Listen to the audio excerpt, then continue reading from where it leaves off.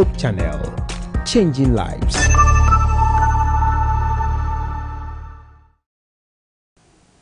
Hello, a very good afternoon to you all, our cherished viewers. And I want to welcome you back to our live broadcast for the Sabbath hours. Like promised, that we're going to have an exclusive interview on this 5G technology. We thank God that we can make time and it's taking off. And so I want you to remain in your seats and probably call a friend to listen to this very important interview, and then it would be good with us, so that we would will not have so much tension on us, especially when it comes to this 5G technology that is around and the conspiracies that is evolving around it. And so in a very short while we'll be getting in touch with our guest for the afternoon, so that he will educate us with regards to the 5G technology. And so it has become imperative that this conversation will have to come off here at Hope TV Ghana, because following the outbreak and continued spreading of the novel coronavirus, some folks on social media are blaming 5G for causing the pandemic that has already afflicted over 2.5 million people and killed over 200,000 people also. Hope TV Ghana this afternoon have secured an exclusive interview with Mr. Ekow Nelson, who is the vice president and head of the global consumer unit Etisalat and Pakistan at Ericsson, Middle East and Africa.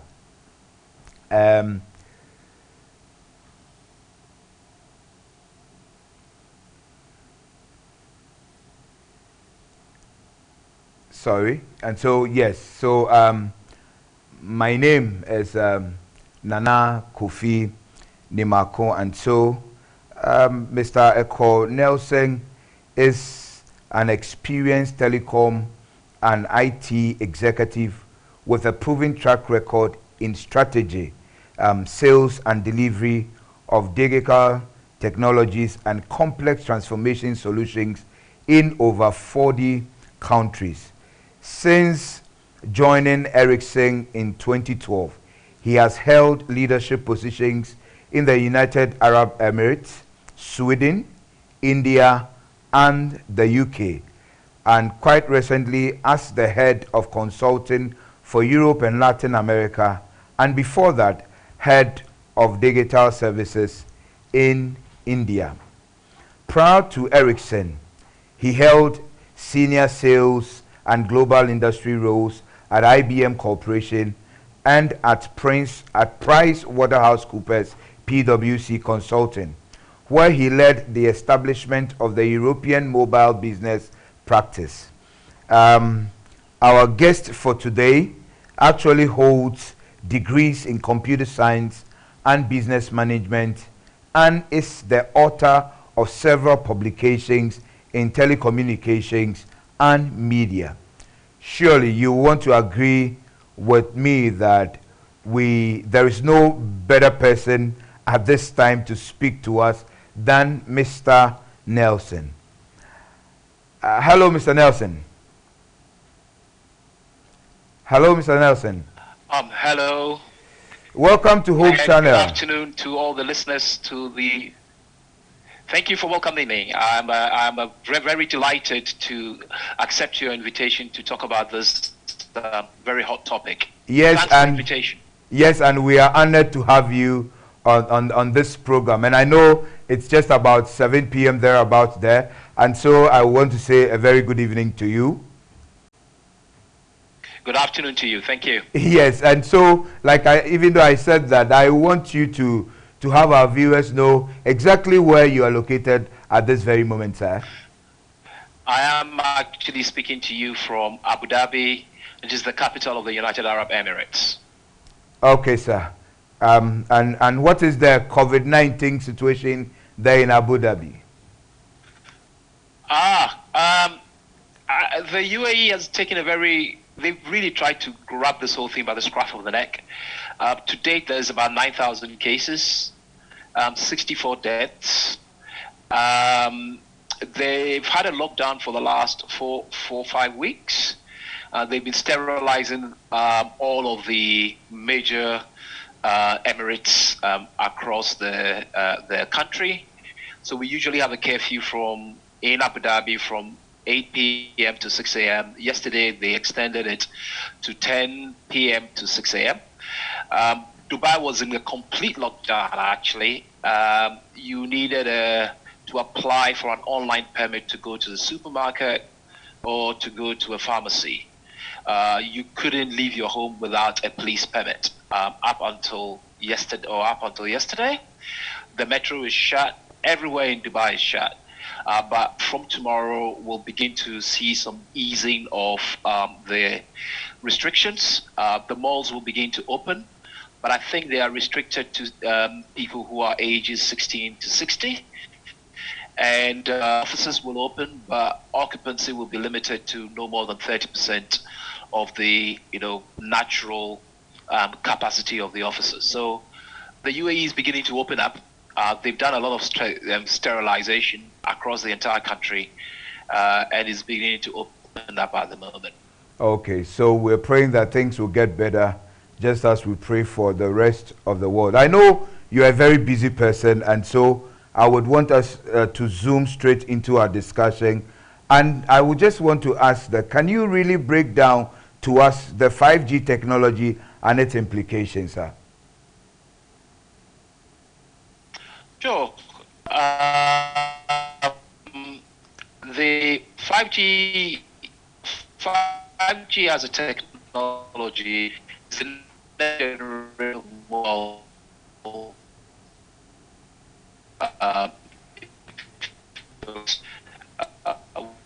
Most people work with mobile technology was 2G, which gave us MS. We were texting. It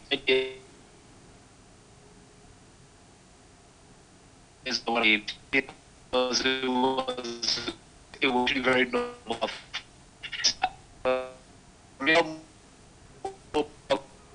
We started with 4G around 2009. John invented the iPhone.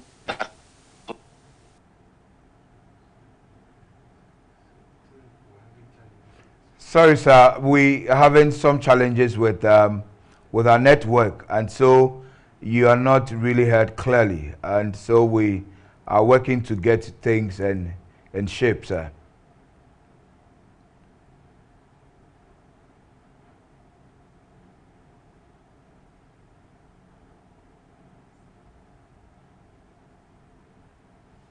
And so, viewers, we are having some challenges with our network. I am sure the technical team will be working on it, and will get well pretty shortly.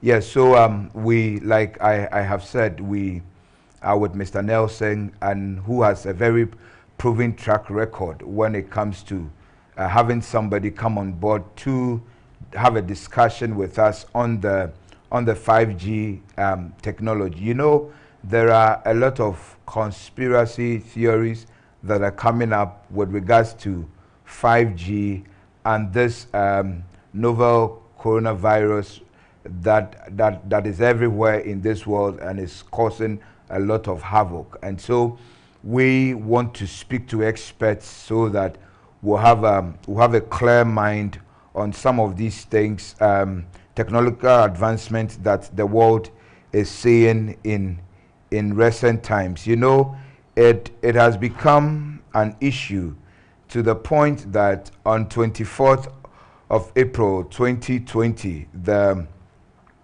Institute of ICT Professionals Ghana, IIPGH, on Thursday had to come out and then give a statement with regards to this 5G technology that is with us now, and they needed to do so because of some of these conspiracy theories that has come around, you know, with this 5G thing and the COVID-19. And so I think we are back with Mr. Nelson. And so, Mr. Nelson, yes, we had to go off for a while because we had challenges with our network. Can you hear me clearly, sir? Sorry. Hello, sir. Can you hear me clearly?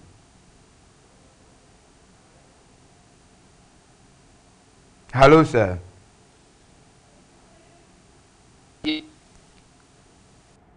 Can you hear me clearly, sir? Viewers, I still think we have a bit of a challenge there, and so we are working around the clock to get the line through to Mr. Nelson so we could continue with our exclusive interview with him. So in that statement signed by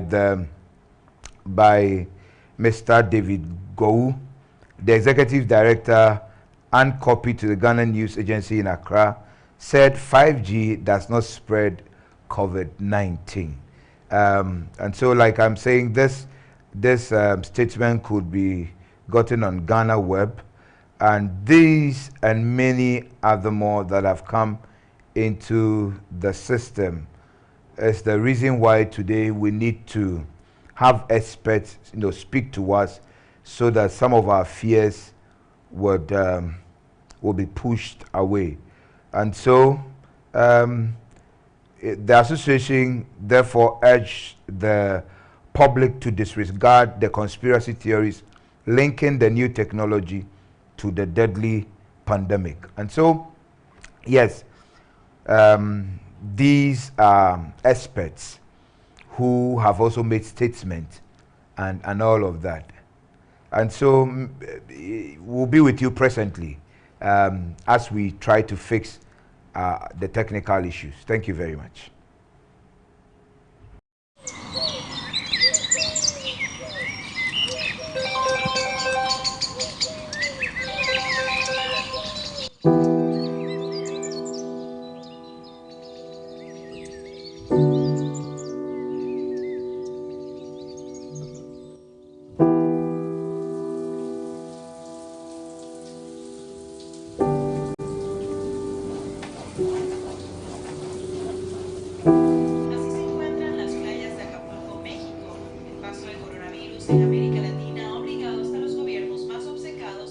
Zarażonych koronawirusem w kraju wynosi według stanu na godzinę 16:30 4000. After his fight with the coronavirus took a E o troubling Brasil turn. tem 114. A few confirmed cases outside Nairobi.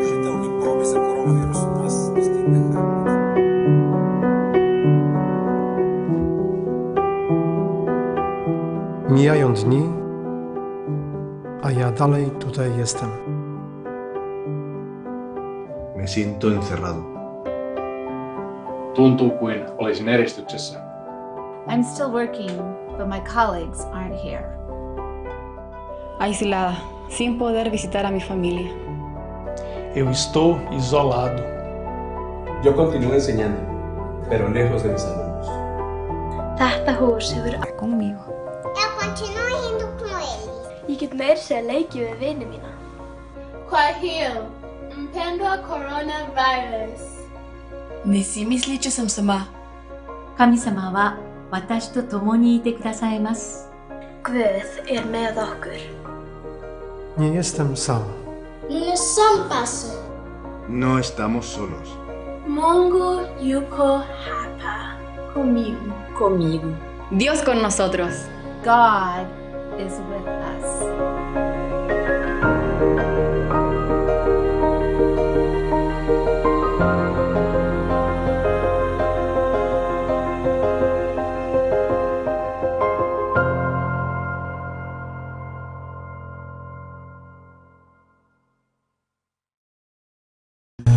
Mayanoto, yes, way, Mayanoto.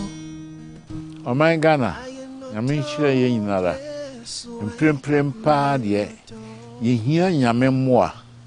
Now, once you hear or more. Into institutions, companies, ubia Yamia Adam Weshirao, no Sikabia, one fine yashi in Prempreno. Faboa, wate, infaming call Confuanoche, infaming call Efian Quanta, infaming call all these hospitals, SD hospitals, Catholic hospitals, Bebiera, and here for Crofo. All of us have to come together to save our nation. So whatever you can give, there you are. You have all the numbers on the screen, the Momo account and the bank account number. You can send us any amount and we'll be very grateful to you. And I'm sure the Creator will bless you and smile on you and say, thank you, my daughter. Thank you so much for being so good a daughter to me, for taking care of your brother when he was in trouble. Sir Opesa Odefa Momo Pay Swa Mia AS star 170 hash.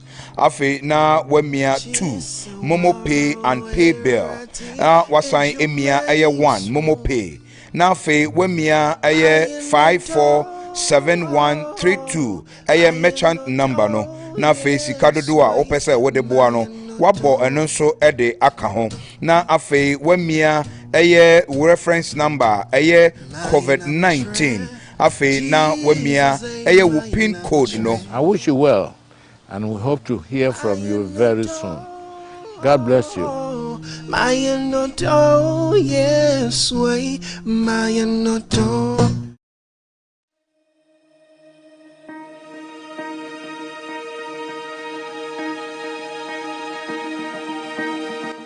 And now, Yadia by a friend say coronavirus and now COVID-19. Yes, I can SARS-CoV-2. Say Yadia way, Abasin and San in a comb. Now, you did you say no maybe a debabo who by friends say preventive measures. A babu Masaya dear, who are Ephraim. Adia Bakuye say and Sauro. The bell and say ye, I bet my Ephebia free home. The Atosun use a hand sanitizer. Say be I also be beam and now shall be a. What about goons as on our horo? Sabaya MFino, Enko Mumaunya, and answer won't miss some farmer will be. And to say, send ye by demonstrating. A dear young said, as you and say, if you say to me, and say, ya, Ebema, then if you honor. To the other kind of say, Ube don't sat, Ebesha Piper say, Piper, ye be an answer and so be obedient and say, so. Now I found Sano. On Sabonkum, I know, say now they robo. On Sunny Musa, Bonkum Nifa, who we are, and also no about on Sachi. What about Robo and Sachin inside, sir? We are on Sabonkuma, who bet me about Saya on Sunnifa. We are now fair on Sun in Terminal, and also Bayano, said I was Yano now. We are Bonkumi and what's any fun. Now on Sano, Achi Hono, as all Trinity and then they feed me because it's a honor. None also Wachi, we are Bonkuno, say any fun. We are when we are a faino, or cocomotino, who bet Chinny and then said, was he Chinny? We are Bonkuma, now I say I any fan. To why we are non sono, now I said, what don't sound about Famina Cacra, now I feel bien sooner aguso. The jury said, we are saying and said, bear 30 seconds to 1 minute in our day. And now, sir, so when you pipe will be sent so aguso, said yes, sir, and so busy. It's in your pipe on Kwan, a dear, that so, a better master, we wait me now. Now I sat in so aguso. Who we are now, a paper with paper, come on. Now, one dispose.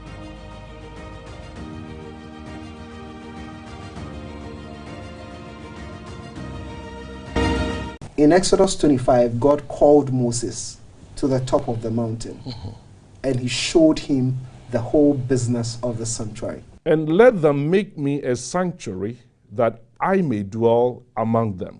If it had not been for sin, the sanctuary would have been in heaven alone. When sin came and we were separated, what God had to do was to bring man back to himself. And that is what God did through the sanctuary.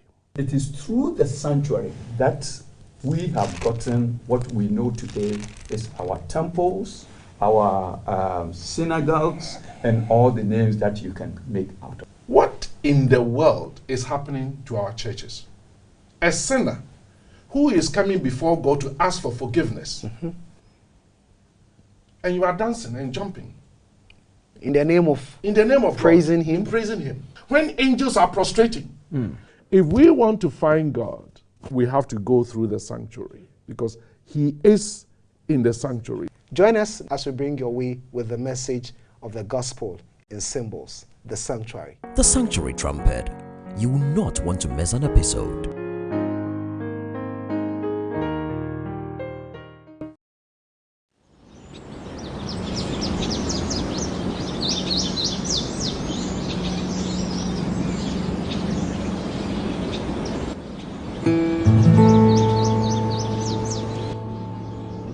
Pada datuk, pada nenek. The coronavirus is something we did not know about. Ich weiß, dass ihr nervös seid. Det är inte ditt fel. Jag är rädd.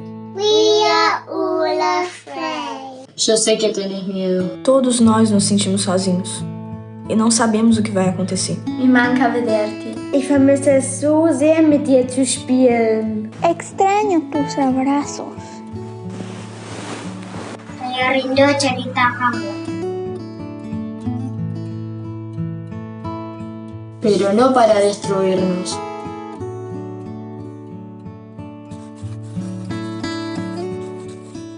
Idag vill jag berätta någonting för dig. I will do my best to help you.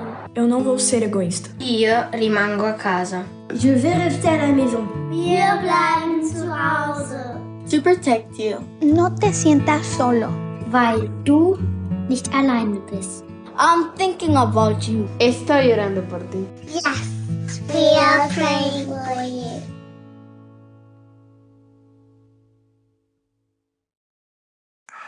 Dragaya babushka. Cher papi, I know it's not easy for you. Gebt nicht auf. No te des por vencido.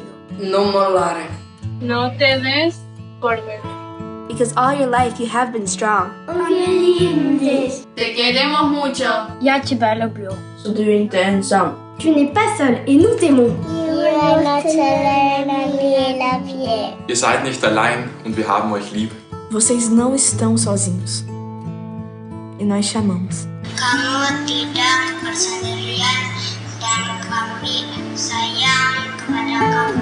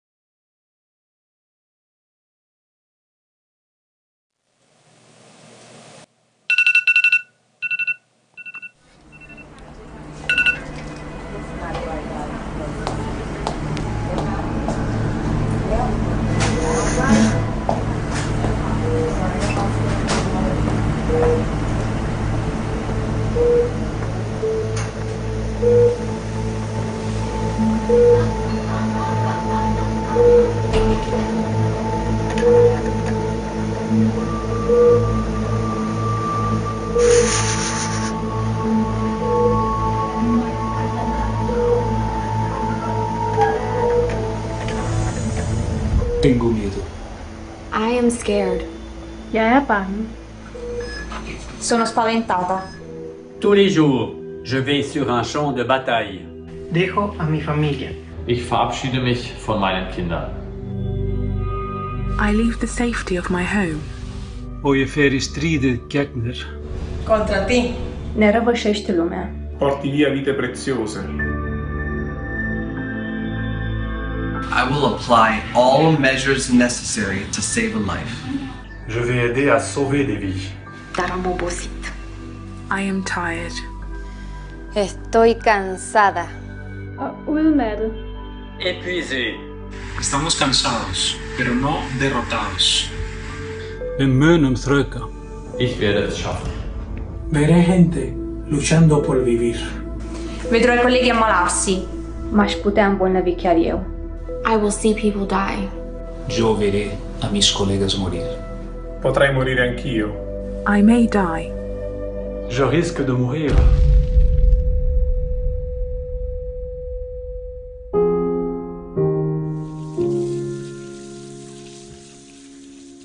Dar, dragă coronavirusule, I have taken an oath. Un juramento para sanar a todos los seres humanos enfermos. An oath to fight the fevers. Un juramento para combatir la neumonía. Il löfte om att bekämpa virus. Il giuramento di combattere te, nostro nemico. Pero no estoy sola. Wir sind viele. Querido coronavirus, estamos unidos para derrotarte. Nous sommes une armée de soignants. Somos un ejército de profesionales médicos. We are superheroes. Suntem supereroi. E non sono solo. Pero no estoy solo. And our patients are not alone. Nuestros pacientes no están solos. Nosotros no estamos solos. We are not alone. Dios está conmigo. Guð með okkur. Estamos unidos. Unis. Unidos. luptăm împreună. We are all in this together.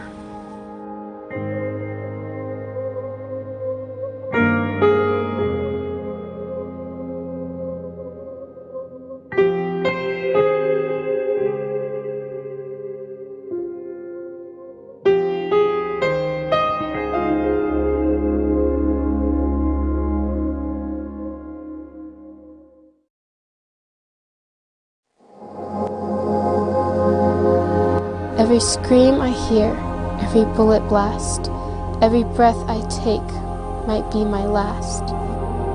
Every brick I lift in the scorching heat, every breath we don't take, every meal we don't eat. Every hurricane, every classroom flood, every textbook and dream buried under the mud. Every moment alone, every day with no end, every vanishing hope for a classmate and friend. Every childhood lost, every soon-to-be wife, every girl who was forced to hand over her life. Every starving child, every refugee, every kid in the world deserves to feel free.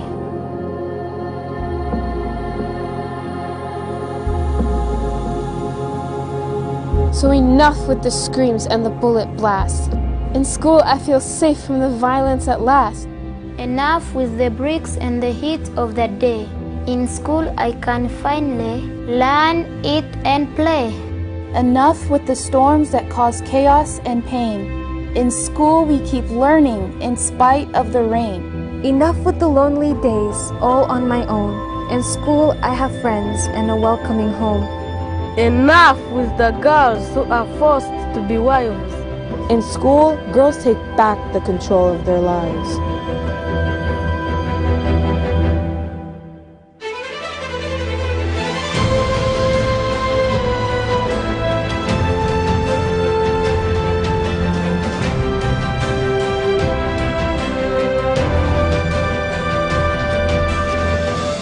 Every child, everywhere, just like me, can find hope in school, where we learn to be free.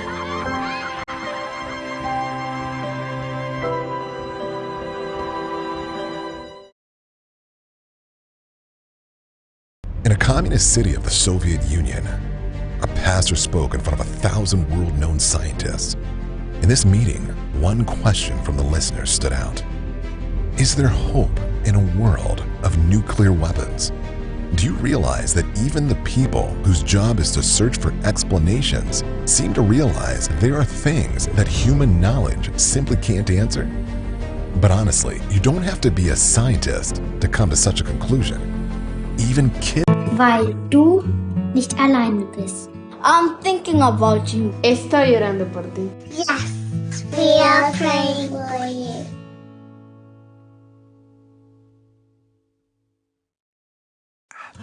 Дорогая бабушка. Cher Papi. I know it's not easy for you. Gib nicht auf. No te des por vencido. No mollare. No te des por vencido. Because all your life you have been strong. Te queremos mucho. Я тебя люблю. Tu n'es pas seul et nous t'aimons. Ihr seid nicht allein und wir haben euch lieb. Vocês não estão sozinhos. E nós chamamos. Kamu tidak bersendirian dan kami sayang kepada kamu.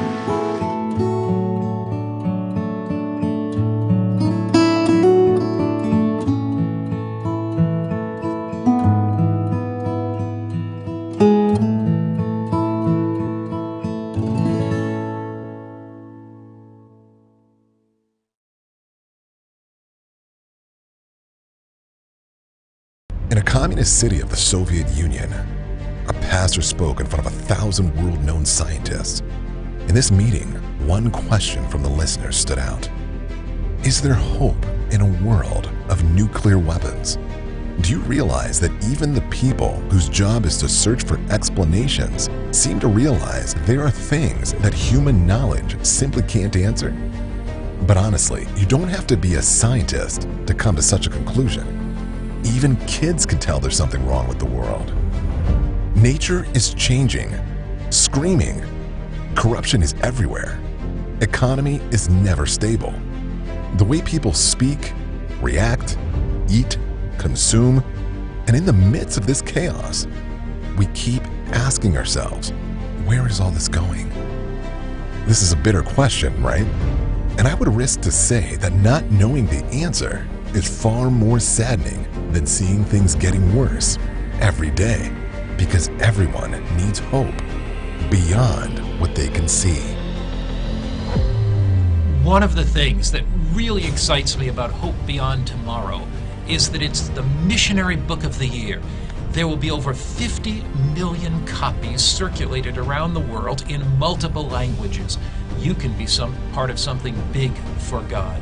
You can be part of a movement. You know, in the writings of Ellen White saw streams of light going around the world, and she saw Adventists going out, giving out books and literature and giving Bible studies. I wonder if she saw you in that picture. God is going to use literature as these streams of light to touch thousands of lives. Join this mighty, powerful last day movement and give these books out to your friends and your neighbors and watch how the kingdom of God grows. Will you do your share today? It's time to spread this hope everywhere.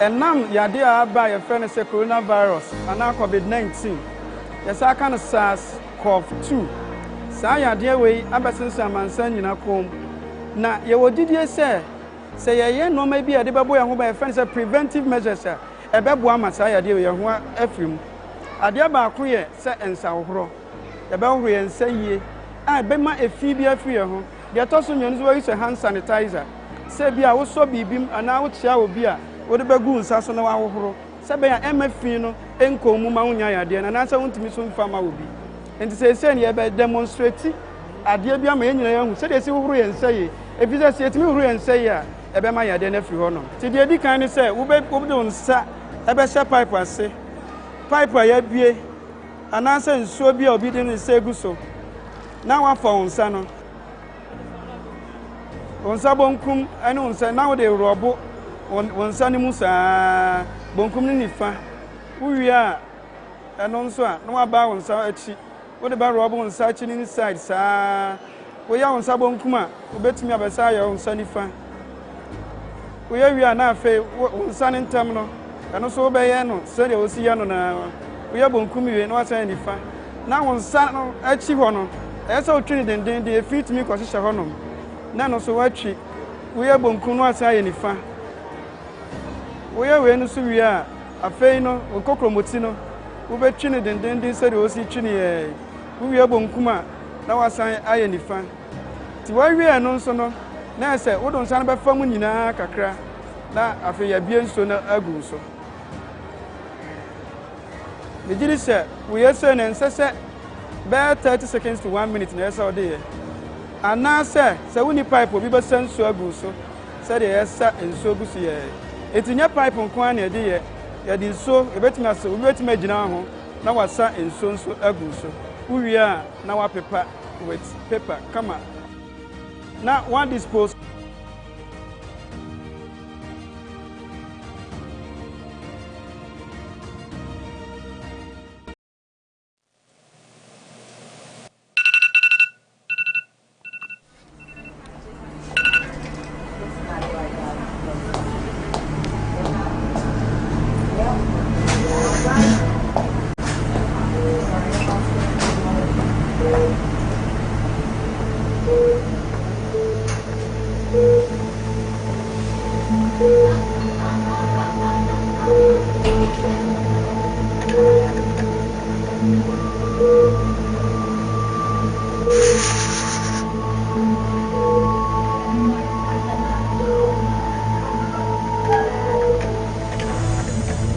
Tengo miedo. I am scared. Jeg bange. Sono spaventata. Tous les jours, je vais sur un champ de bataille. Dejo a mi familia. Ich verabschiede mich von meinen Kindern. I leave the safety of my home. Og ég fer í stríðið gegn þér. Contra ti. Ne răvășește lumea. Porti via vite preziose. I will apply all measures necessary to save a life. Je vais aider à sauver des vies. Dar am obosit. I am tired. Estoy cansada. Udmattet. Épuisé. Estamos cansados, pero no derrotados. Við munum þrauka. Ich werde es schaffen. Veré gente luchando por vivir. Vedrò i colleghi ammalarsi. M-aș putea îmbolnăvi chiar eu. I will see people die. Yo veré a mis colegas morir. Potrai morire anch'io. I may die. Je risque de mourir.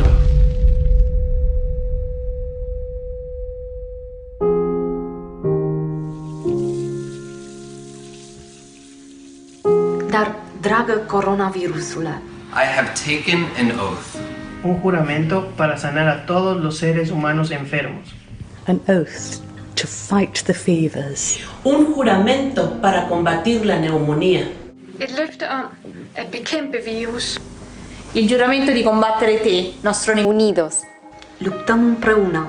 We are all in this together.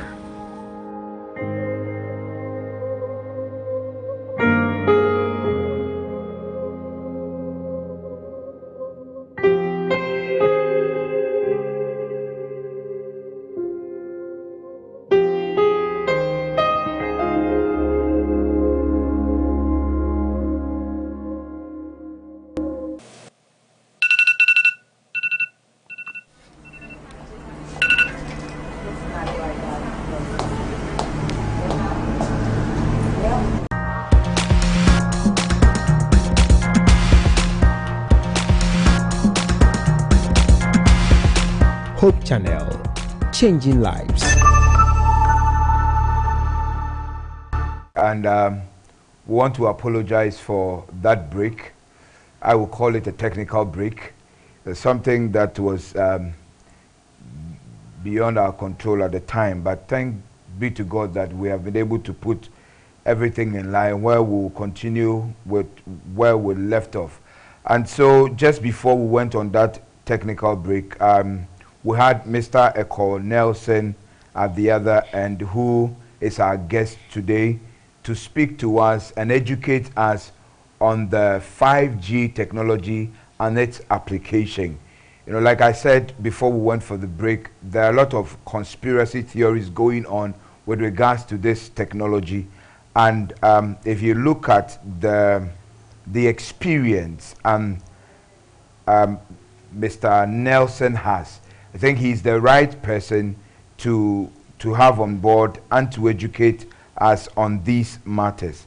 And so, Mr. Nelson, please, are you there? Yes, I am. Okay, so sorry for keeping you waiting. It was a technical break that we needed to go so that we could get you back and for our viewers to cherish what you have for us today. So before we left off, I was just saying that can you really break down for us the 5G technology and its applications, sir? Sure. 5G is the next in the various generations of mobile technology we've had since the mid-1980s. Every new generation of mobile networks delivers faster speeds and capabilities. 1G gave us the first mobile phone, which was untethered to a location, so you could actually speak whilst you were on the move. 2G gave us the ability to do SMS or texting. 3G built on that and connected the mobile to the internet. And then 4G gave us the smartphones, videos, and a plethora of apps, from maps to video streaming, wearables, and the ability to transact, as in buy goods and services, plus also rent rooms through Airbnb or to hail a cab through Uber. But as many more users come online, data consumption is set to quadruple over the next 5 years by 2025. 4G networks have just about reached their limits of capability. And now we are headed towards 5G, the next generation mobile communication, which will be able to handle many multiple times the capacity of today's network, and will be 10 times faster than 5G. 10 times faster than 5G. So, you know, your videos your HD video that you download probably in few minutes, or maybe even an hour, will be downloaded in less than a second. Many of what you do today will continue to hold true in 5G. They will just be done much faster than you currently are able to do. But 5G will be the foundation for new types of experiences or use cases, as we call them. Virtual reality is one of them, augmented reality, supporting autonomous cars. 5G network will give the operators the ability to deliver new services in dynamic ways. There are a set of use cases around enterprise, fleet management, automated factories, which are all focused on businesses. So the best way to view 5G is if the previous generations of, say, first generation to the fourth generation of mobile technology helped change our lives, the way we live our lives, the way we buy books, the way we read, the way we search for information, the way we even buy food, or the way we keep our health keep up with our health. If 5G for the previous generations changed all of that, what 5G is going to do is exactly the same, but for the enterprise. for businesses. So you can assume that 4G, 3G were all for the individual consumer. 5G will bring some individual benefits, but its main target is to transform industry in what is typically called Industry 4.0. And I can go into a little bit of that. Okay. But that's in a nutshell is what 5G is about. Okay. And so if I heard you right, so what you're trying to say is that the 5G will make work easier and faster in our time. Am I right to say that?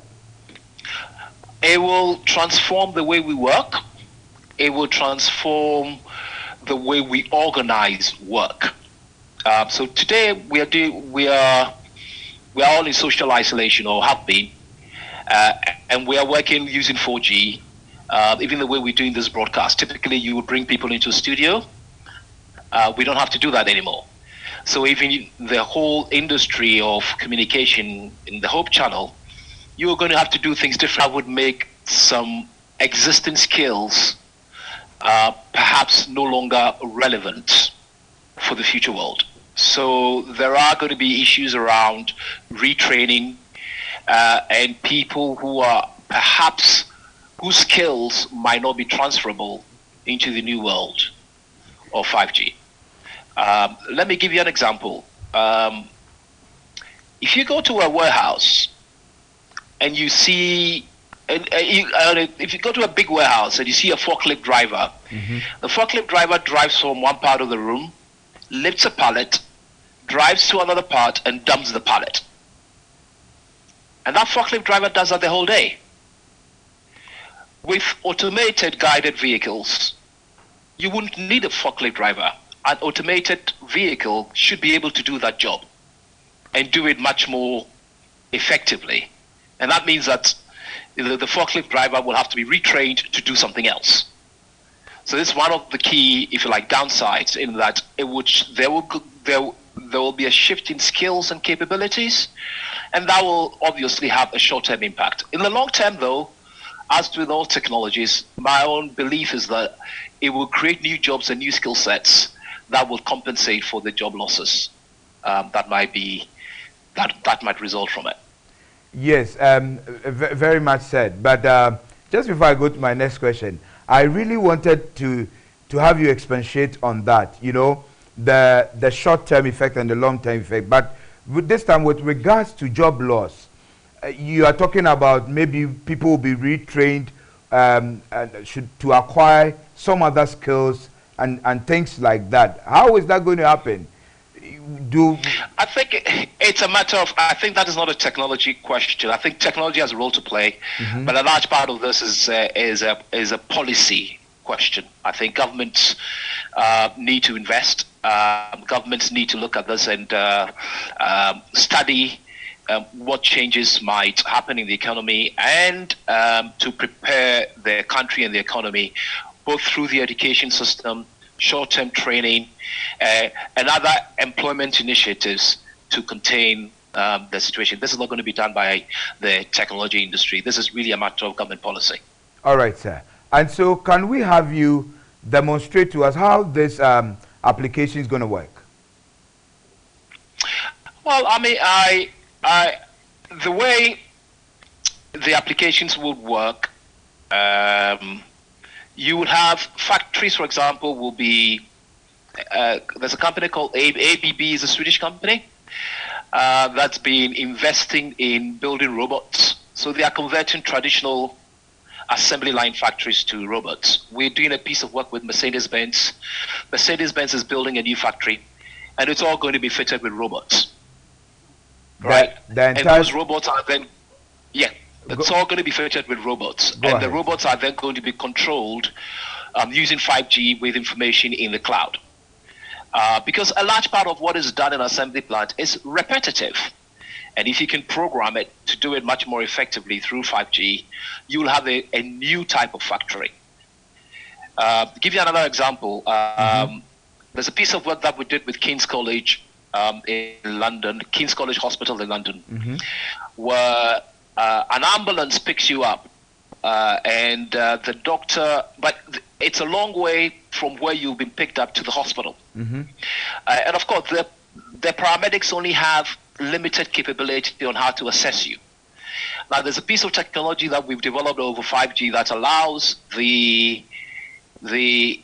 doctor in the remote hospital to run a scan and automatically, in real time, be able to view the scan from a remote location. But much more than that, they would put a haptic glove, which is one of these devices that would be on the paramedic's hands. Mm-hmm.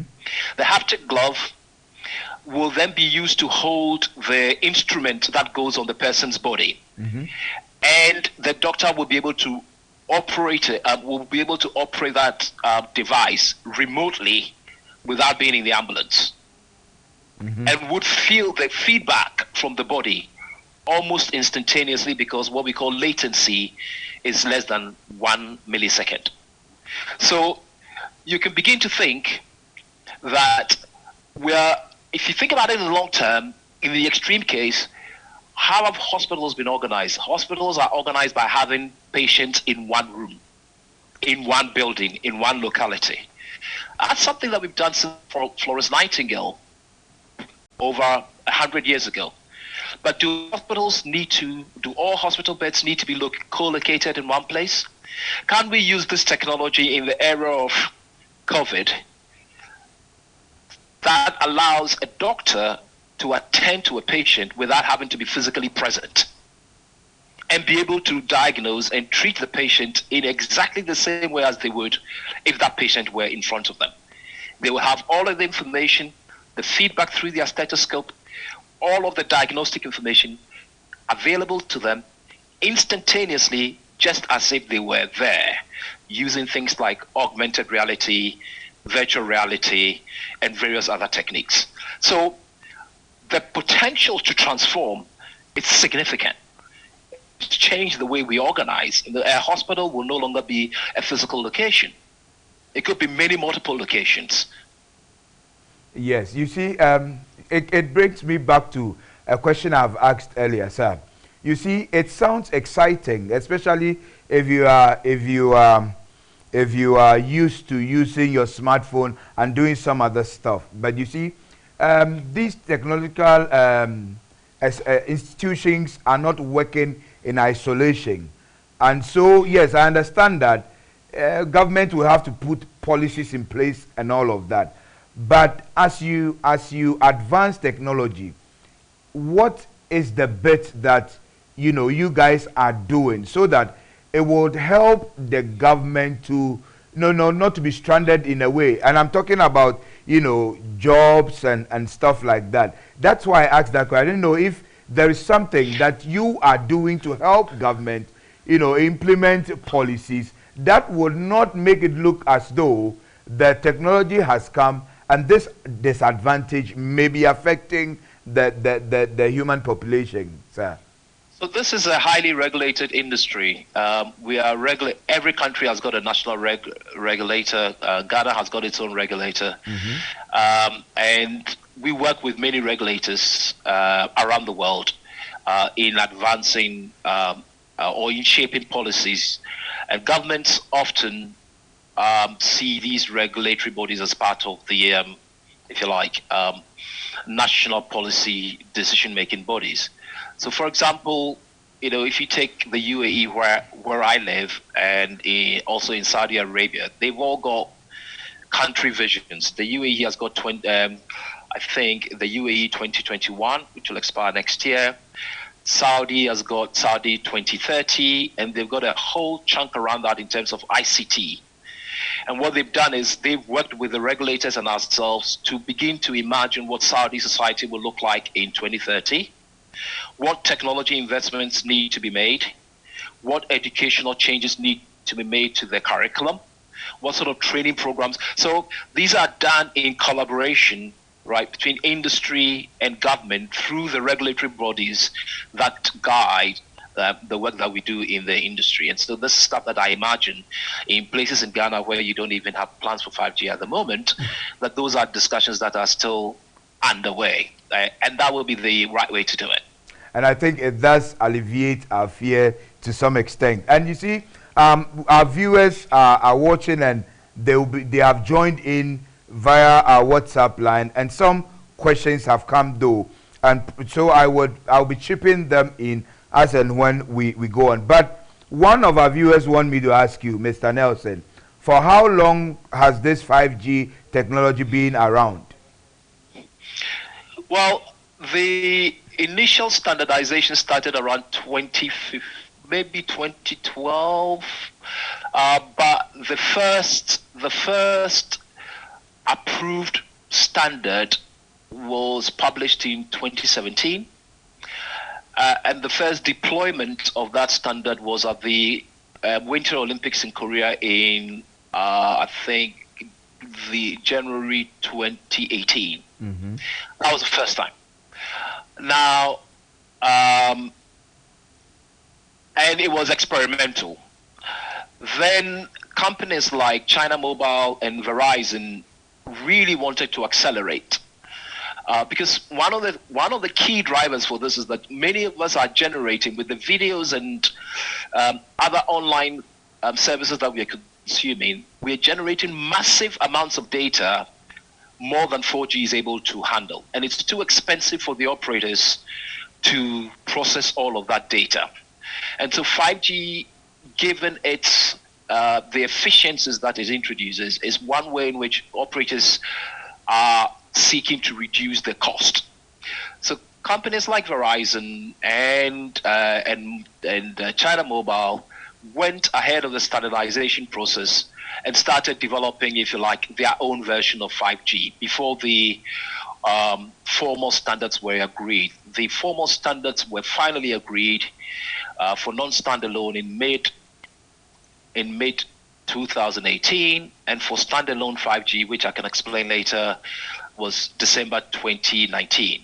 To date, there are no deployments, commercial deployments of standalone 5G, but there are about 53 deployments, as you can see on the chart here, of 53 commercial networks that have 5G across 26 countries today. The first standalone network is probably going to come on board, or was planned for Q2 2020 by China Mobile. Our estimate is it will probably be in Q3 or Q4 because of COVID-19. But this year we will have the first standalone 5G network in the world. Okay, thank you very much, sir. My next question has to do with the health implications.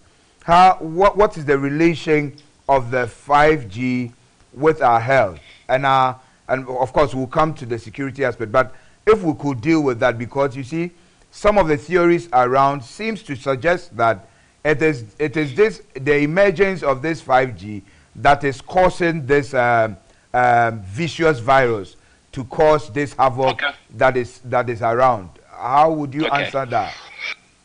So I think the first thing to do is I'll show you. I don't know if you can see my screen. This is a diagram that I think we can see you. Yes. Okay. So this diagram is really an important diagram because I think it probably explains a lot more. Okay. Let me start on the previous diagram. Look, the entire ecosystem. 5G is an ecosystem. 5G is not one thing. 5G is spectrum. It's network technology, a set of applications for which I've given you some examples, and a set of devices. All of these come together to form 5G. So it's not one single thing. Okay? Now, it always begins with spectrum. If you don't have spectrum, you don't have 5G, you don't have 3G, you don't have 2G, you don't have 4G. Spectrum is owned by government. There are electromagnetic waves in the air. And it's comprised of frequencies of electromagnetic radiation that propagate energy and travel through space to form waves. Spectrum, if you then go to the next diagram, spectrum is used in all forms of wireless communications, including mobile, and with the blue circle the dotted circle that I've shown there. GPS positioning, when you do your sat nav, it's using spectrum.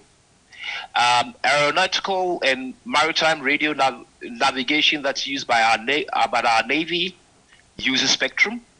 Satellite command and control uses spectrum. Satellite radio, television, terrestrial television, digital television, FM radio, remote control, all of these occupies parts of that spectrum. Mm-hmm. Okay, so there's nothing new that 5G is doing.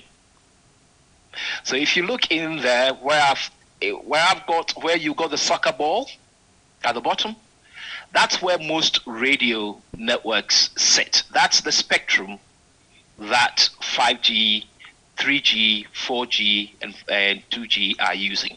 Okay. 5G is using the same electromagnetic waves as the previous generation of networks. It's going to be using more higher bands, which is where you get the extra capacity, but it's not doing anything different.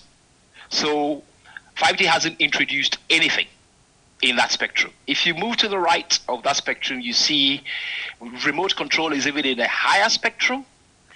And if you look at how that diagram is structured, there's what they call the non-ionizing radiation and ionizing radiation. Ionizing radiation, which could be harmful, is X-rays, radioactive elements.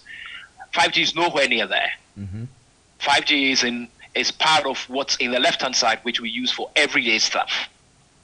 Okay? Now, in all mobile networks connected to devices, to base stations, through electromagnetic fields, as with previous networks, the base stations will continue with by transmitting and receiving radio waves.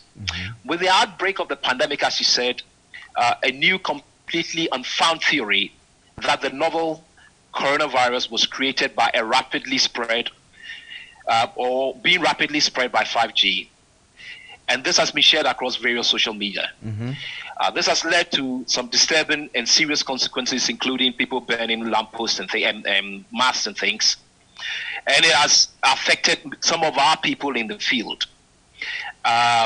These actions have been condemned by many organizations, and others have responded with a very strong statement. But what I'd like to do is just to set out some facts to help you. Okay. 5G equipment, whether it be mobile devices, base stations, meet the same safety standards as were used in today's networks, in 3G, 4G, 2G. The World Health Organization states, from all evidence accumulated so far, no adverse short or long-term effects have been shown to occur in the radio frequency signals produced by base stations. And a large number of studies have been performed over the last 2 decades to assess whether mobile phones pose a potential health risk. To date, no adverse health risks have been established as being caused by mobile phone use. The ICNIRP have also said, which is the body that regulates the non-ionizing radiation, the most important thing for people to remember is that 5G technologies will not be able to cause harm if companies like ourselves adhere to their guidelines, and we do.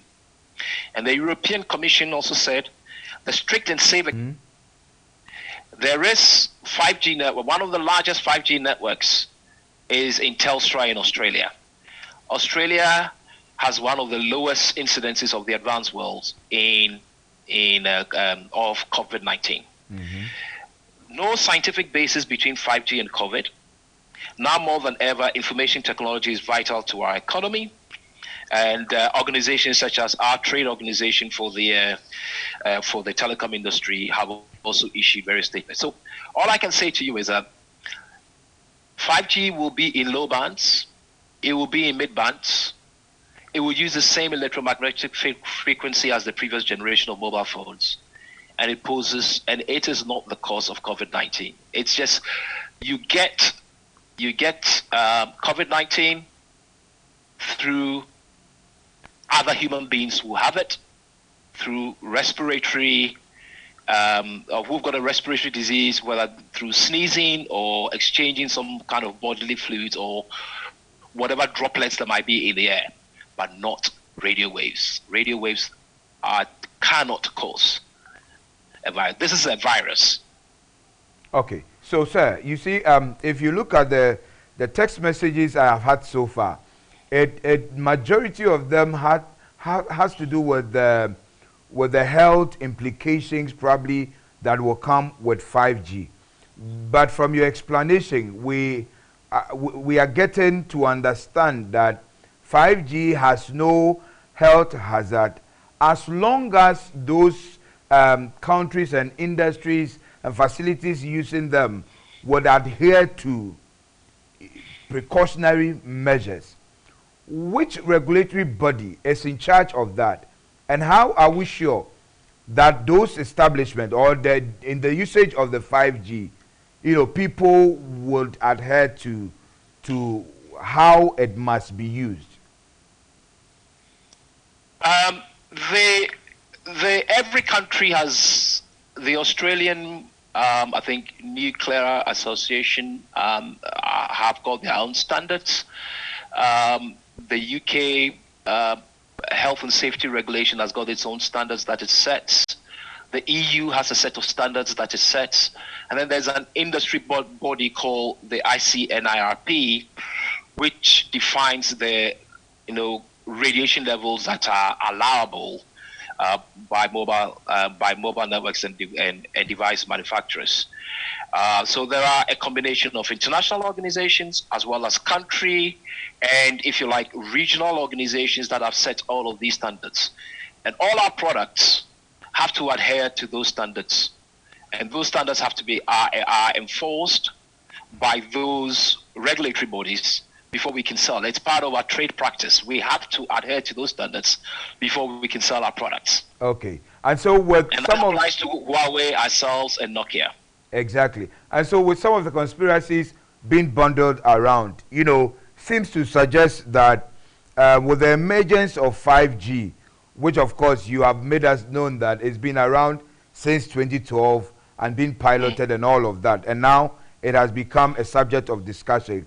And so I'm right to say with the emergence of it, and so with the emergence of 5G, some people seem to suggest that it will come with some implantation of chips into our human body. No. What explanation do you have for that, sir? That's not true. So it doesn't come with any chip. And so some people say even that in the hospitals, when newborn babies are giving birth to, some injection will be given them, and by that you get to get some chips into their system, and wherever they are, they can be located. And what about that? So let's go back and look at this diagram, because this diagram is really important. Mm-hmm. I said it's an ecosystem. First, you need the radio waves, and governments allocate those radio waves, and they allocate it in exchange for money, and they give you the license or the right to transmit in those frequencies that are allocated to you. Mm-hmm. That's the first thing. Then you need a technology, which is the network technology, which is made up of a base station and antenna that works in those frequencies. Mm-hmm. They need a set of applications, some of which we've described, like augmented reality, that you and I can use because the network itself is of no use to us. And then you have a set of devices. Mm-hmm. And the devices could be a mobile phone, it could be a tablet, but there could be embedded devices as well. When I say embedded devices, it could be the device that is embedded in your fridge. And that might be a chip, right? A 5G chip, because if you want your fridge to talk to the network, then the easiest thing to do is for Philips or Whirlpool and others to embed the chip in the device so that it can talk to the network. Mm-hmm. Now, theoretically, if you wanted to connect human beings directly to the network, you might be able to put a chip in them. But it seems to be pointless to want to do that. What sort of application? Because if you've got the device in your hand, the smartphone in your hand, the laptop in your hand, or the car in your hand, those are the devices that you're using. And those devices have got chips in them that allow them to communicate with the 5G network. 5G doesn't require you to have anything in your body, not a single thing. Not a single thing in your body. In your body. Mr. But Nelson. you need a device to access the network, right? Exactly. You need a device to access the network. But that device could be your car, right? Okay. If your car is being controlled by the network, then that device could be your car. It could be a ship. It could be a truck, which is why the implications for industry are really quite significant. Mm-hmm. Okay. So sir. for example, if you take, there's a piece of work we've done with China Unicom and a port called Qingdao Port in China. Mm-hmm. And they want to operate the cranes without a human being. Because what does a crane do? The crane basically goes and lifts the container and it puts it on the curb. Yeah. That's all it does. Mm-hmm. Now, but they want to be able to do it with precision, because remember, it needs to, especially if it's loading the ship, the container needs to slot in at a very tight location. Mm-hmm. So it's got about 30 360 cameras on it. And then as it's downloading the container, it has precision calculations that are made to make sure that it slots precisely in the hole where it needs to be. something the human being cannot do? Human beings can do, but if you think about a port, how does a port make its money? It makes its money by having a very high turnover of ships. Sure. That's how it makes its money. So if you're going to get human beings to do it, and it will take you 1 week to offload a ship and unload, but you can do it in a day, then there are some efficiencies that can be gained in using the technology. Okay, Mr. Nelson, maybe this one I may want to put you on the spot. Currently, per your knowledge, is Ghana already in the era of 5G? No. So if you look on this map, South Africa is doing trials at the moment. They don't have a commercial network yet. I'm not aware that the Ghana government has auctioned or sold off any 5G spectrum to any operator yet. Mm-hmm. Again, I come back to this diagram. It begins with spectrum, right? Mm-hmm. The right to transmit the signals for 5G network are allocated by government. So the first step is for government to allocate that spectrum to either MTN, Vodafone, or any of the other operators.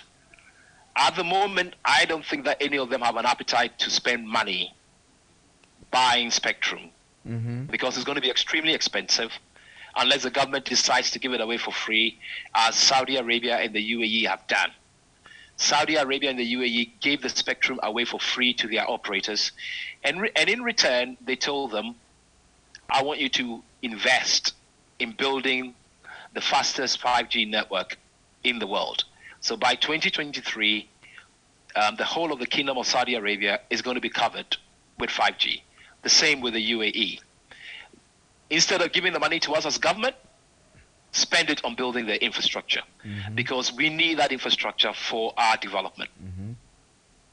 And that would be my advice to Ghana government, because I don't think the operators have got money to spend. It's been very insightful and educative. Mr. Nelson, I may want to ask this question. Would you want to educate us and our viewers on some of the precautionary measures that you spoke of a short while ago? As in? So, well, precautionary measures as in those who want to roll onto it will want to put in place, and then users. What are some of the precautionary measures that are there for them? Well, I mean, there aren't any, precautionary measures. I mean, in terms of if you want to roll out, then obviously the technology is there. The technology is provided by the likes of Huawei, Ericsson, Nokia.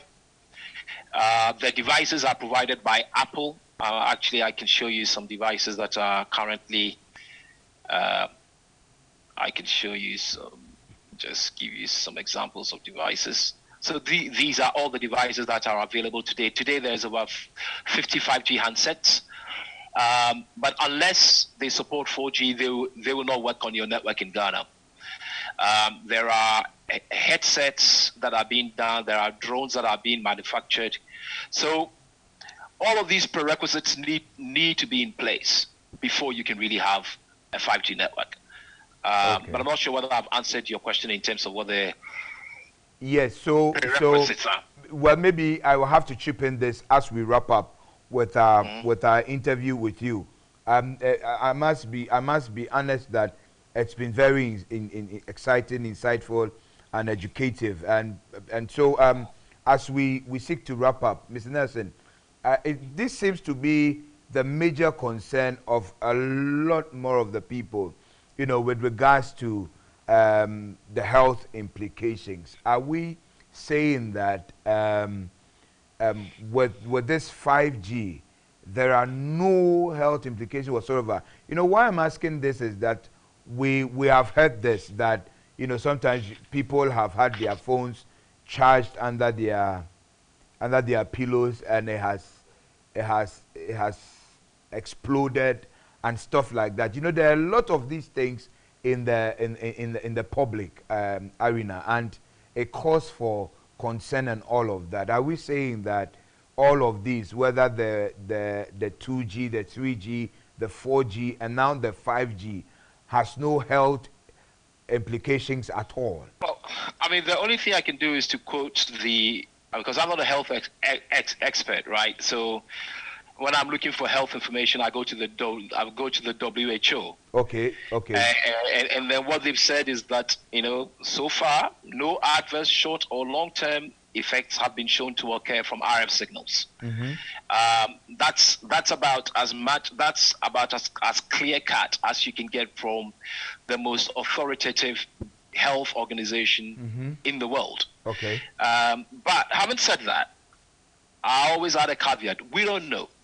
So I'll say that we as Ericsson are involved in the development of technical standards and testing of the 5G products to ensure that the electromagnetic frequency exposure is at safe levels for the general public and for the workers.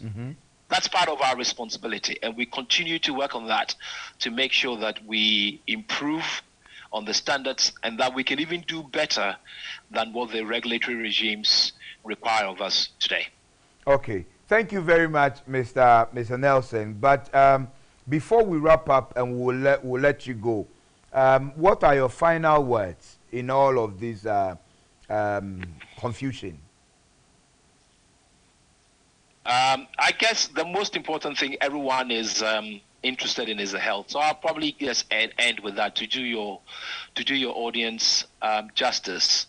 Number one, there's a large amount of research over the past 50 years into radio waves and their effects on health. Large amount of research has been conducted. Exposure guidelines and standards have been established based on this research. And those guidelines are what all of us in the industry adhere to. Number two, the World Health Organization and other expert groups have concluded that scientific evidence does not demonstrate any effects associated with the radio waves from mobile phones and base stations. Number three, the products that we produce, at least in our company, are in compliance with these exposure guidelines set by various organizations and governmental bodies. So, to the extent that, to the best of our knowledge and what we know now, there is no impact, no discernible impact that is based in scientific fact. Okay, and so finally, you know, some of you are very busy, so once we get you, we really have to digest everything. Sure. So finally, do you have some videos that you want to use as demonstration of how this network will work? Do you have any such things, sir? Well, there is one. So, okay, so we can start here. So if you look at this, for example, this Sorry, let me try and move this away. That's okay, if you look sir. at this, one of the consumer, I did say that 5G was really about the enterprise, but it will improve the experience on the consumer side as well. Okay. You know, today you are able to do video gaming, you know, live streaming. We do all of those things. The 5G experience on the right-hand side is going to be more immersive. So you're just not going to view it in a two-dimensional sense. You will be inside. You will be a player inside the particular experience. So it's what we call the immersive experience. Augmented reality and extended reality will be an important part of what we do. Ultra high definition 360 real-time replays. And before I show you a video, we are working with the Qatar government and the FIFA 2022. It's all going to be 5G. There are going to be 360-degree cameras across all of the stadiums. You can control the view of the game that you want to see. Wow. Wow. Right, and that's going to happen in 2022. That's what they want to do. So from your tablet or from your screen, as you're watching that experience, you can decide, you know, how you view the penalty, which part of the stadium you look at by just swiping, and that's all going to happen through 5G. So I'm going to show you two immersive experiences. Here's one by LG. It's one of the 3 operators in Korea. Korea is one of the first to launch. Korea has got 5 million subscribers of 5G, and they launched only in April 2019. And many of the services they're launching are basically around virtual reality that connects individuals to a completely different world. So watch this video.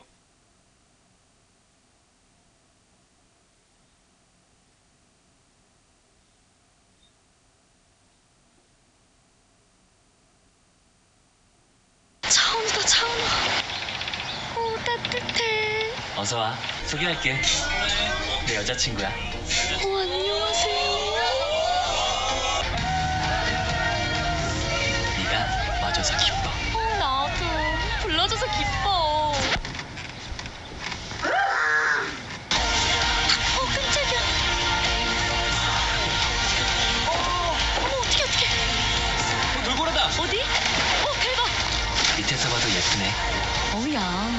그만 좀 봐라, 이모. 오지간히 해야지. 엄마한테 말하지 마. 5G로 더 리얼하게 썸 타는 이 스윗한 일상. 레얼 U 플러스 VR. 얼굴 천재 차은우가 나만의 썸남으로 오직 U 플러스에서만 U 플러스 5G. So you see in that video, she was sitting in her bedroom, and she had the HD video, and she was having that experience, and that experience felt real, like she was there. Yeah. In the middle one, you've got someone who's playing squash with a favorite famous squash player. There's another one where somebody wanted to dance with the best dancer in the world. So you could have a virtual reality with Beyonce, for example, and dance with Beyonce, and as if you're actually doing stuff with her, right? So these are some of the early services that many people are looking at. Then there is another one where, and again, this has got a commercial application where fire services, at least in the UAE, and police services are beginning to look at what they call the 360-degree camera that they wear. If you look at the guy on this side, the guy, he's got something around his neck. Sure. That is a 360-degree camera. You can have fire departments. Every fireman will be wearing a 360-degree camera.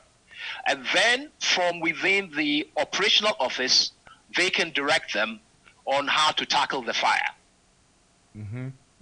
Because it will be streaming a 360-degree view of what's happening in that particular disaster area. Exactly. So here's an example of how 360-degree cameras are used.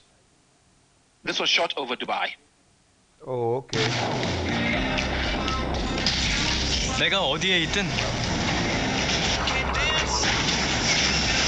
무엇을 하든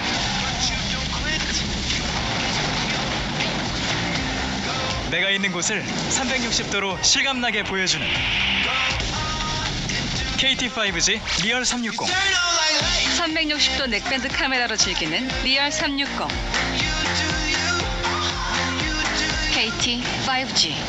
So there's a lady sitting in the office. Sure. And she's able to see what the people who are skydiving in Dubai are doing from the 360-degree camera. So imagine, instead of people walking around with But I'm sure that one of these days, as we get used to and information are coming up, we'll maybe have to come back to you once again and continue with where we left off from.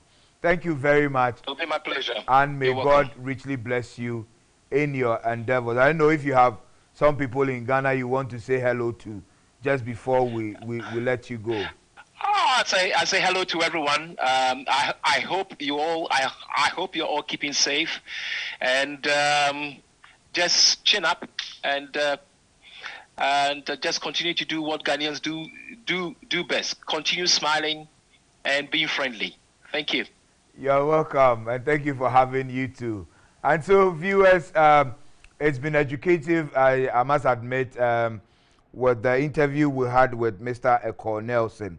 And he has a proven track record in strategy, sales, and delivery of digital technologies and complex transformation solutions in over 40 countries. And I can understand the amount of workload he has on his neck. And so he's brought his expertise on board, and I'm sure he's been able to answer and deal with quite a number of the questions that I have on mind, and you have had on mind all this while. And I'm sure that a great deal of our fears with all these conspiracy theories bundled around have been allayed. And let's keep going on, and let's keep trusting God that come what may, we will still be safe. And so this has to do with the 5G and the COVID-19 and the issues surrounding them. What I can say to you at this point is that heed to all the precautionary measures the health professionals are giving to us. Wash your hands regularly, use your hand sanitizers, practice physical distancing and social distancing as much as you can. Stay at home to stay safe. Don't go, because we'll be back to your homes once again with our next program, hosted by my friend and brother James McKeon, with his team of health experts to deal with some of the health issues, especially with regards to the COVID-19. We'll be right back, and we'll be with you presently. Thank you for watching. Mayanoto, yes, way. Mayanoto. Oh my Ghana, I mean, she in another. And prim party, ye hear yame moi. Now, once yame here or more. Into institutions, companies, ubia yamia adum weshirao, na wosika bia, won fa yefe impre no. Faboa, wate. Yemfemi nko Komfuanoche, yemfemi nko Efien Kwanta, yemfemi nko all these hospitals, SD hospitals, Catholic hospitals, bebiara na here for crofo hunamane. All of us have to come together to save our nation. So whatever you can give, there you are. You have all the numbers on the screen, the Momo account and the bank account number. You can send us any amount, and we'll be very grateful to you. And I'm sure the Creator will bless you and smile on you and say, thank you, my daughter. Thank you so much for being so good a daughter to me, for taking care of your brother when he was in trouble. Sir Opese Odefa Momo Pay Swa Mia AS star 170 hash. Afe na Wemia 2 Momo Pay and Pay Bill. Wasan Emia Aya 1 Momo Pay. na fe wemia eye 547132 eye merchant number no na fe sika dodo a opese wo de boa no wabo eno so ede aka ho na afe wemia eye reference number eye COVID-19 afe na wemia eye wo pin code no. I wish you well and we hope to hear from you very soon. God bless you. Yes, way,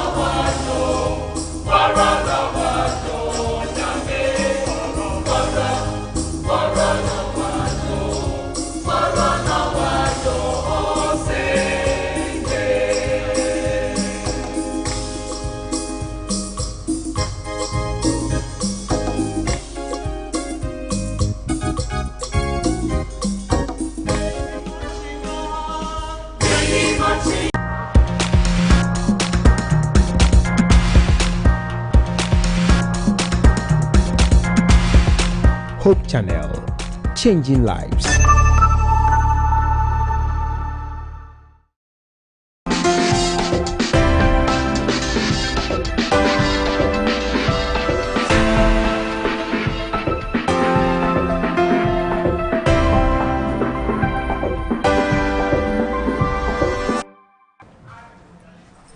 Welcome back. I want to say a big thank you to you for staying with us throughout this period. I want to say a big thank you to Anani Makun and the interview we just had. For those of us who've been with us for the past 6 weeks, we've been discussing about COVID-19, and today we'll continue our discussion. Our focus today is look at case management, how the patients are managed. We all know someone may test positive, the person is taken to the hospital. What goes in there from the time the person gets to the hospital to the time the person is discharged, or unfortunately the person passes out. So we have 2 key persons who are part of the nation's case management team to talk to us about what is going on. As we always say, if you have any question or contribution, you can send it to our WhatsApp number 0559-680066. 0559-680066. I'm going to introduce my 2 personalities and then we'll start the discussion. We have Dr. Abinizodro Mensah. He is the family physician and also the medical superintendent for Ga East District Hospital. Doc, you're welcome.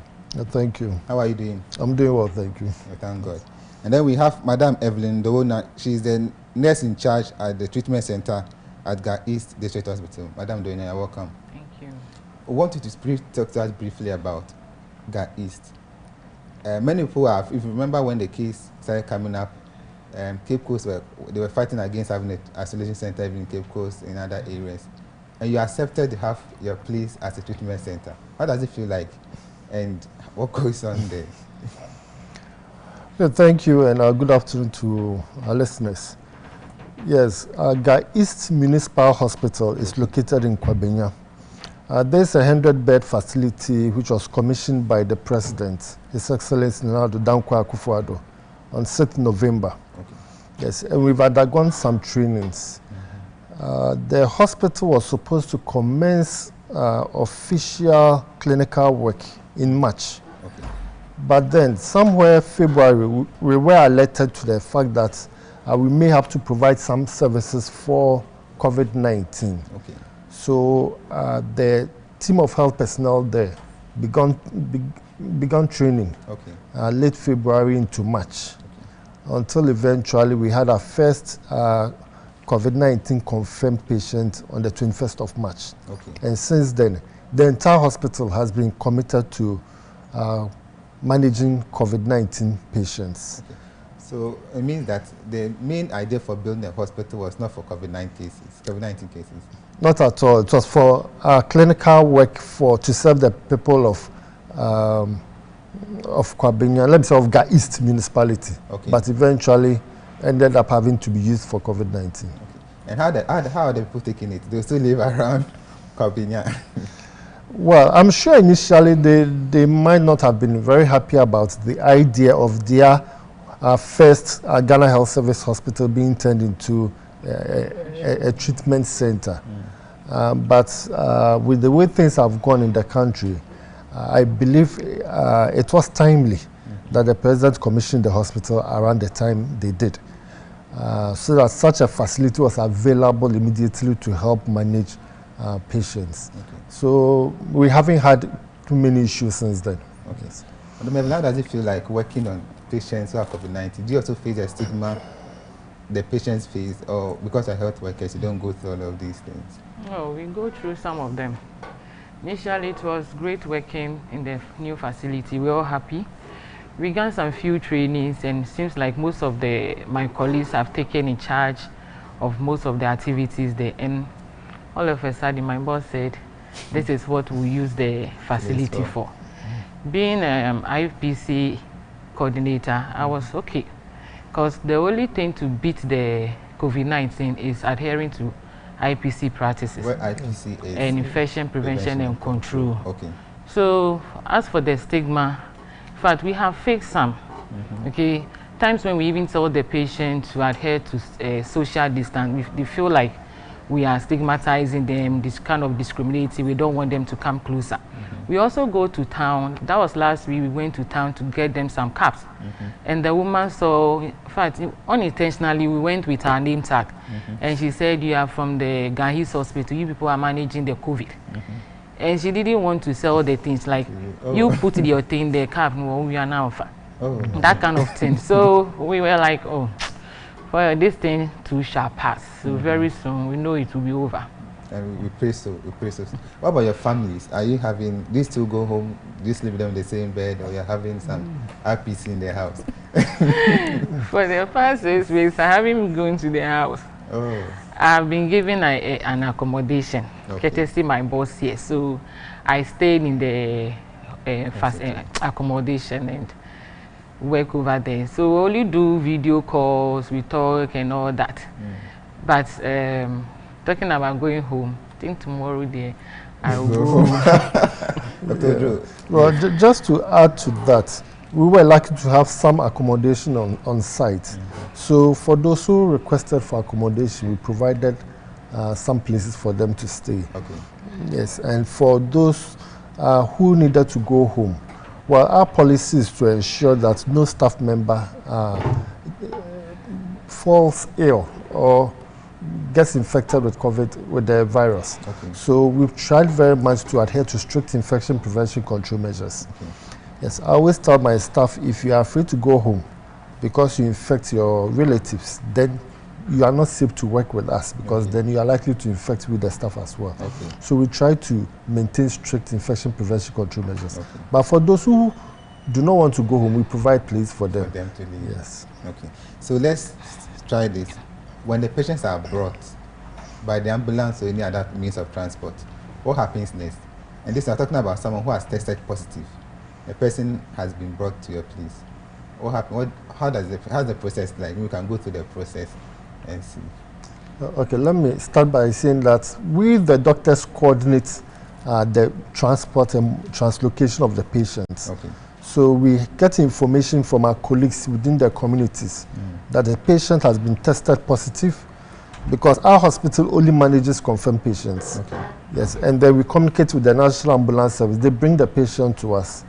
Once the patient, so we are usually informed first, and we alert the nurses to the fact that a new patient is coming, so that they can prepare. Once the patient gets into the facility, the nurses take over at that point, and that's where Evelyn will come in. So the moment they arrive, the ambulance, there is a team called the disinfection, and then in that team we have the hygienist who plays the role of disinfecting the patients and their items. So once that is done, the next step is to move to the nurses station where we take their particulars. Can we please look at what does it mean by disinfecting the patients? Like spraying them with they are 0.5% chlorine. Spray their bags and then they get wet. Not really. It's just the hands, the bags, and then the legs, kind of the feet and all that. Then they move to the nurses station where their vitals are taken. Where do you stay, any comorbidities, that kind of short questionnaire. Then from there, if you're a male, you'll be sent to the male ward. The nurse over there will put on the full personal protective equipment, then send you to your ward. In that ward, you'll be orientated in everything on the ward, where you are which washroom you are supposed to use, when are you supposed to come for your breakfast, the lunch, supper. Then you're also entitled to go to the staff lounge where there is a TV you can even watch, come out and then take some fresh air. But then social distancing is very important. So we do all those things for them. If anybody also has comorbidity, there is a team. That's we have critical care team, we have the pediatric nurse. In case you come with a baby, that pediatric nurse take care of that baby welfare, and then we have other categories of staff who manage the comorbidities very well. So it happens to the female as well. So this briefly, this is how we receive the patients to the ward. So what about those who are not showing the symptoms? How do you put them in their rooms, or you mix them up with those who are not showing the symptoms? So let me come in here. Let's talk about the organization of the treatment center. Some of our patients are asymptomatic or have very mild disease, just a slight fever, or will not show any symptoms. Some may come in with cough, sore throat, a bit of respiratory symptoms. A few may come in breathless with breathing issues. Okay. Now we have areas for those with asymptomatic or mild disease. We have a separate area for those with symptoms, cough or respiratory, mild respiratory symptoms, or who have other comorbidities like diabetes, hypertension, etc. And then we have an intensive care unit as well. Yeah, so depending on what you present with, we either move you to the asymptomatic or mild area or to the emergency room where those with comorbidities are, or to the intensive care units. Each unit has its own staff of doctors and nurses on duty 24 hours. And that's how we organize them. So then the other thing will be, for those who are not showing any symptom, what do you do for them as they come to the treatment center? So again, the wards, have separate rooms. Usually shared as 2 to a room, 4 to a room, maximum 6 to a room. The drug will be on for some time. Once they are okay, as in the test and they come out with first test of negative, there is another room we move them to. If you test first negative, you don't stay in the same room with them, you move to a different room. And they will be there till they test the second negative, and then they can be discharged. Yes, and just to add to that, if you are asymptomatic, that should come without any symptoms. In Ghana, let me just indicate that there is no gold standard treatment of choice or cure yet. Several countries are trying several medicines, and in Ghana we have agreed to try a combination of hydroxychloroquine or chloroquine and azithromycin. But because of the availability, the asymptomatic ones are usually just put on azithromycin. They get their vitamin C. We make sure they eat well. They have a healthy diet: breakfast, lunch, supper, fruits. They exercise a lot. We have clinical psychologists, as you said, who review them. The doctors review them twice a day, morning and evening, to go through their symptom list with them, so that if you develop any symptoms, we're able to pick it early. For those with symptoms, we start them on hydroxychloroquine or chloroquine if they have comorbidities. And so that answers the question that many people ask: if there's no treatment or no cure for COVID-19, how do we hear that people have recovered? Now, over 130 people recovered, and it's based on what you just told us. Yes. The other thing will be those who are in severe cases. How do you manage them as well? And who will we call severe cases, and who will you call moderate cases? Because we usually hear that during the press conference. To say someone is severely ill or critically ill, how do you explain those ones? So the virus, usually targets the respiratory system, especially the lower respiratory system. So most patients with moderate case, which we call moderate, have develop pneumonia. And it can progress into acute respiratory distress, into septic shock, and into respiratory failure. Those are the severe ones.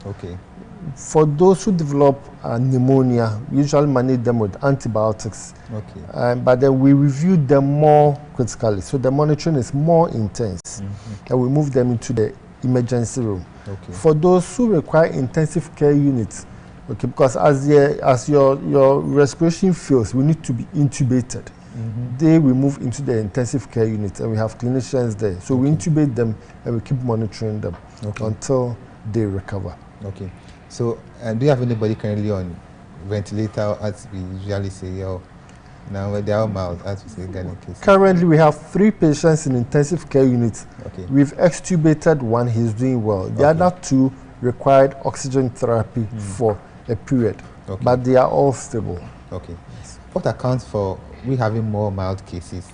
Because when we watch the TV of other countries, and I saw one about Ekow, so disturbing, people that were dead on the streets, no place to bury them.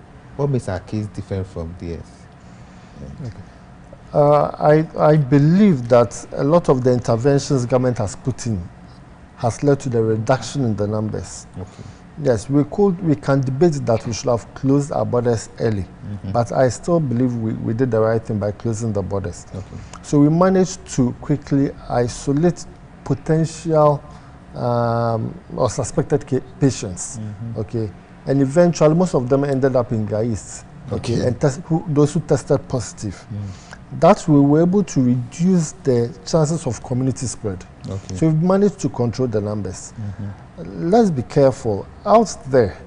What we see on TV are the severe cases requiring ICU care. Okay. Most of the patients are undergoing home care because their numbers are so huge that they've overwhelmed the healthcare services.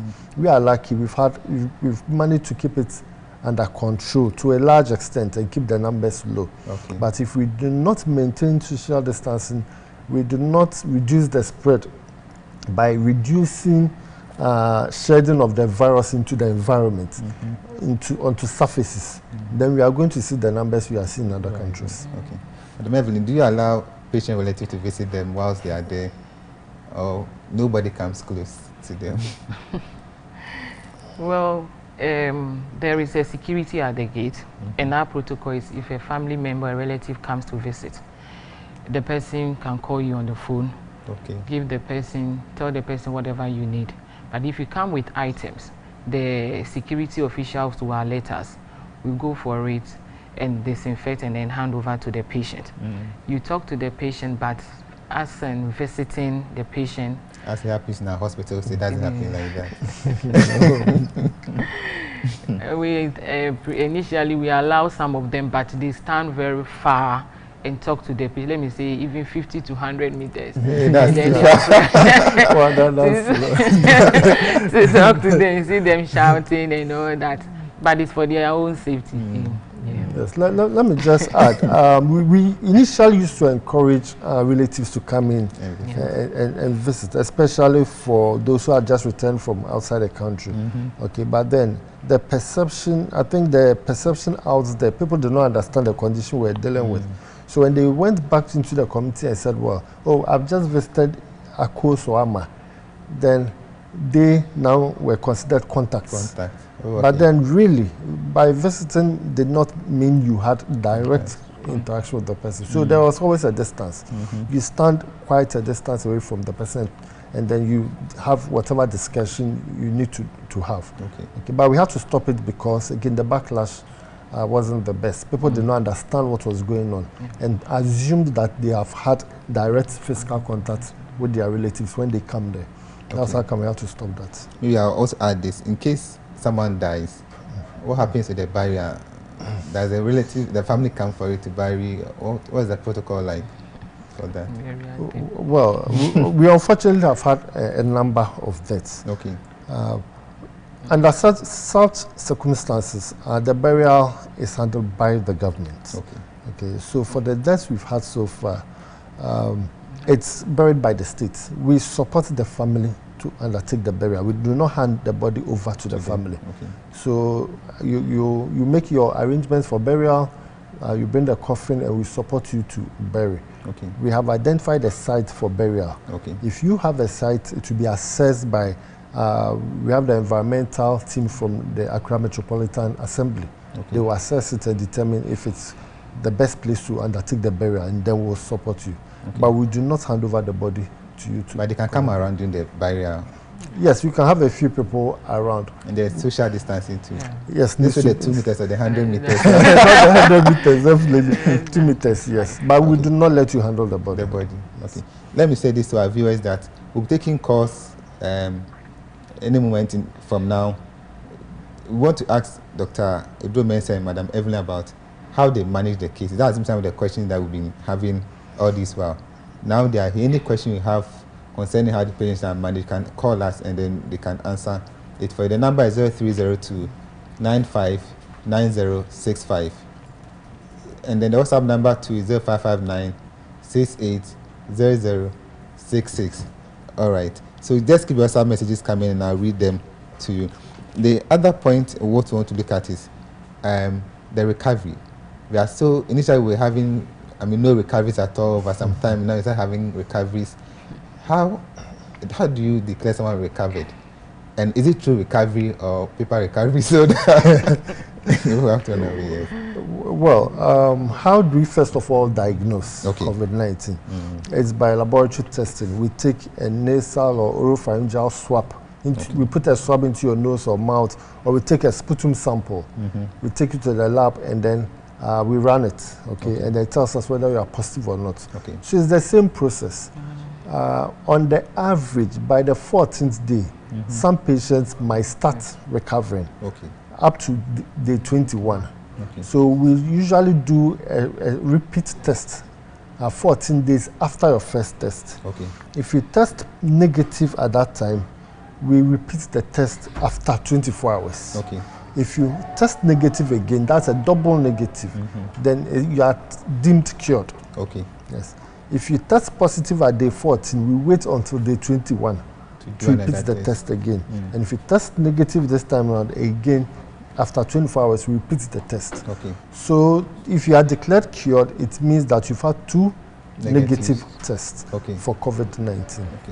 And it means that you can't infect any other person. Well, that is what it means. That is what it means. Whether you yourself cannot be reinfected is the debate now. The question has been, what is the sensitivity of the test? And can you really be infected? Science tells us that you cannot be reinfected soon after you've been cured, because you still have antibodies in you to fight whatever virus comes in. There's been a few claims about people being infected. Whether it was because the initial test result was a false negative is something we are still looking at. Yet to look at. So if you discharge, how do you discharge? Does ambulance take them to their homes, or will have their family come around and then take the person and their luggage? Do they go with the things they brought, like their bag, their towels, or they leave them there to be discarded? So we always tell them, some of the things you bring to the ward on admissions, you don't take most of the things back. Some will be like maybe your normal sponge, the towels you use, and we don't encourage them to bring bowls or glasses or any sort of thing. What we are interested in is take away pack. When you finish eating, we want to, as much as possible, burn most of the things.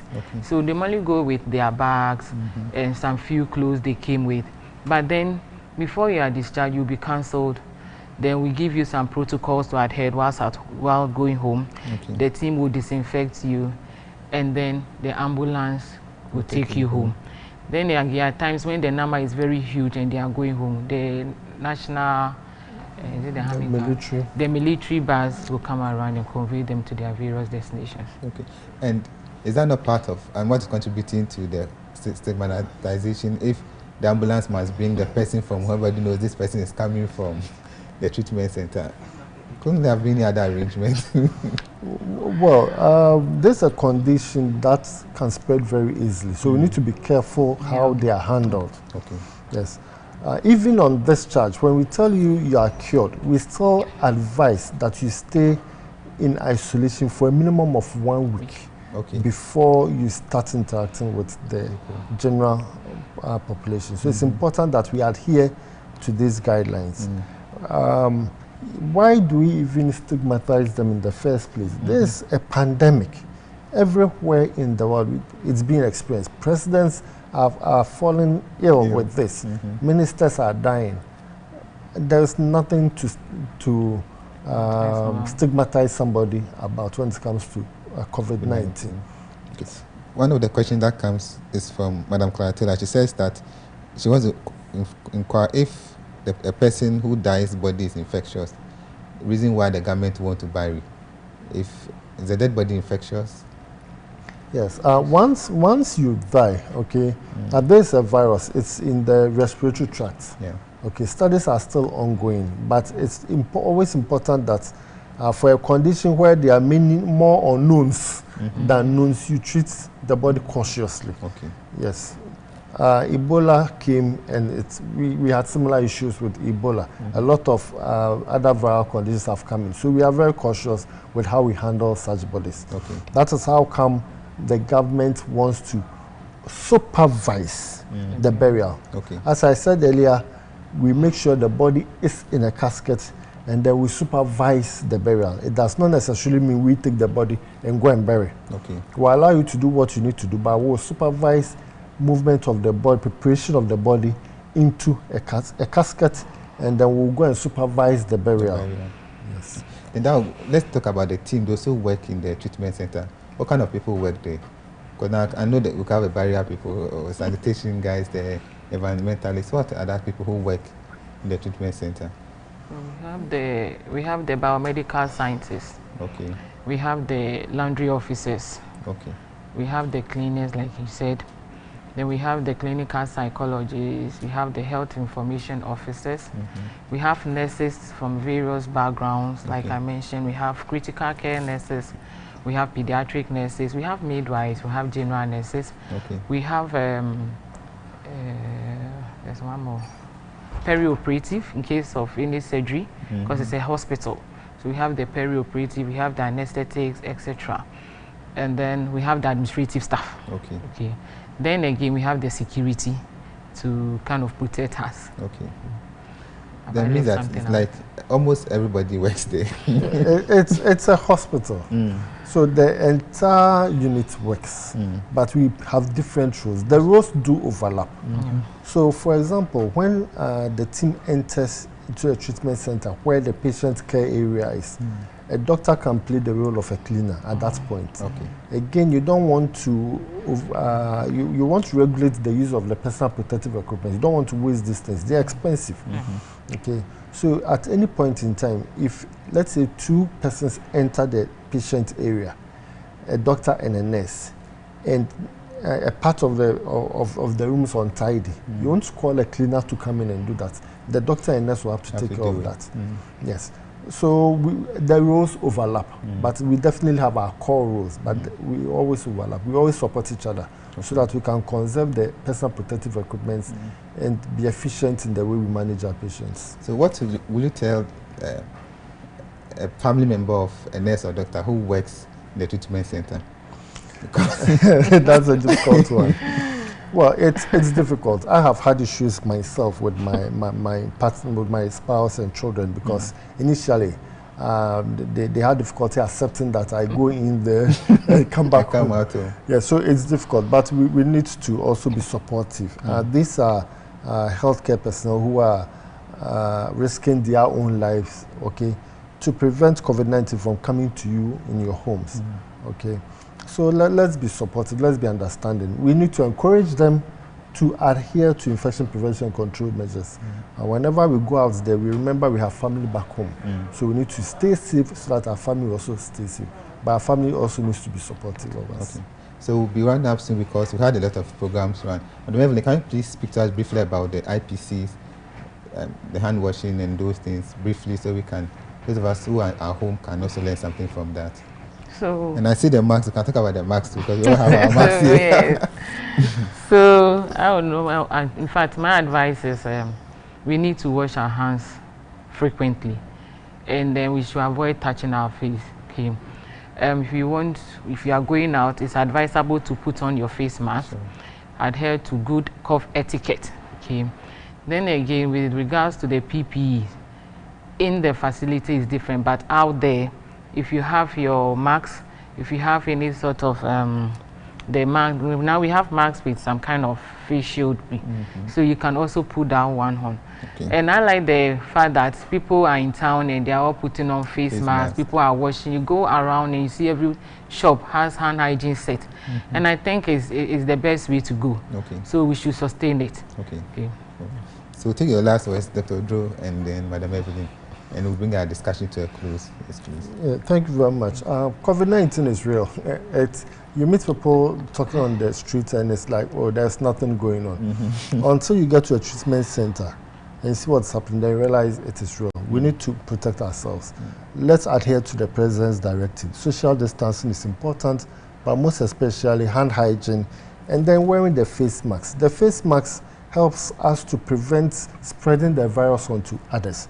So once we put it on, we do not shed the virus into the environment, and then that will help us fight the spread of this virus. So let's adhere to these guidelines and I'm sure Ghana will soon overcome this phase. And can someone just say, I'm coming to visit you to see how the place is like? Oh, it's a security zone, no one comes there. It's a security zone, currently guarded by the police, and we have military personnel there as well, so you can't just walk in. Okay. So I want to say a big thank you to Dr. Ebenezer Odru for coming to talk to us about the treatment center, Madam Evelyn. We appreciate what you are doing, and for the families of those who are working at the front line, Dr. Odru just told you they are not infectious until they are tested positive, right? Yes. So let's give them the support they need so they can have the free mind, take care of the sick. I want to say a big thank you for joining us for this discussion. Today is a high Sabbath, there's a lot of program ongoing. Please sit and for the another program that is yet, but please take note of the precautions you mentioned: hand washing, use of sanitizer, social distancing. Have a face mask when you are going out, and with this, all of us can be protected, and we will all be free from this COVID-19. So God bless all of you for joining us, and we'll see you again next week.